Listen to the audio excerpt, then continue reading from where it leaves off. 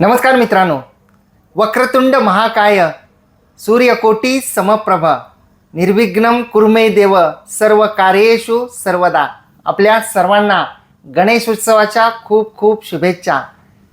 मंगलमूर्ती आपल्या जीवनामध्ये सुख, समृद्धी, भरभराट, निरोगी आरोग्य घेऊन येवो अशी मंगल कामना या गणेशोत्सवाच्या निमित्तानं श्री गणेश चरणी करतो.